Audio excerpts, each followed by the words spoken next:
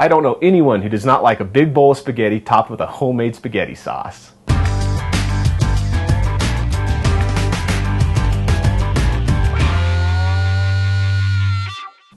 Hi, I'm Chef Jason Hill, and today we're making spaghetti sauce. This spaghetti sauce recipe uses ground turkey instead of beef, but vegetarians can omit the meat altogether. First step is to get all your ingredients together, and it's going to call for 1 small to medium onion, which you're going to dice. Now that we've diced up our onion, let's get started. First, let's turn our pot on high. Now I pour in 3 tablespoons of extra virgin olive oil, followed by our diced onion.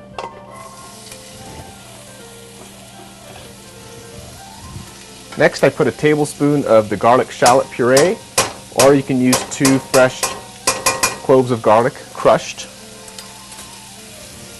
And we're going to stir this around for a bit. Next, I add a tablespoon of dried basil leaves. And crush them up with your fingers as you add them.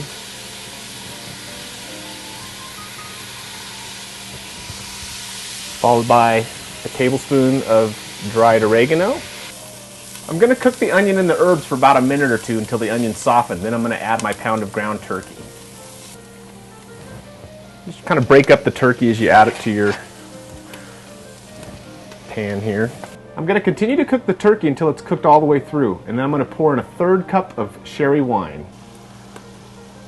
Alright, we can see that the turkey is completely cooked. Now I'm going to pour in a 1/3 cup of sherry wine, and then we're going to let this cook off for only about a minute.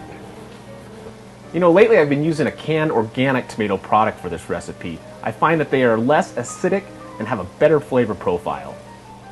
That was 2 28-ounce cans of crushed tomato, followed by a 15-ounce can of tomato sauce.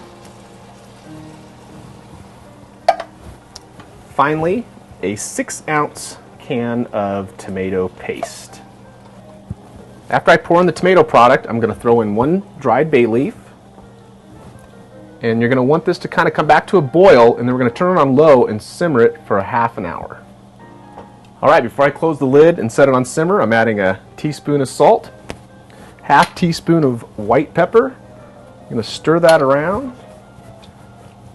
Set it on low. Put your lid on.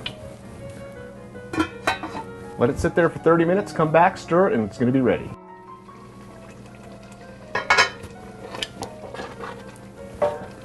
Now you can see it's cooked down, and this is the consistency that you want. Before serving the sauce, give it a taste test. You may find there's going to be a little bit of acidity in the sauce. To cut this down, you can add a tablespoon of sugar, stir that around, give it another taste, and it should be good to go. Alright, to assemble, I just dropped some spaghetti into a nice big pasta bowl, followed by our spaghetti sauce. Next, I grab a few Parmesan wedges, freshly toasted garlic bread, and a little fresh basil for garnish. If you're a fan of Italian recipes, this is definitely one to try.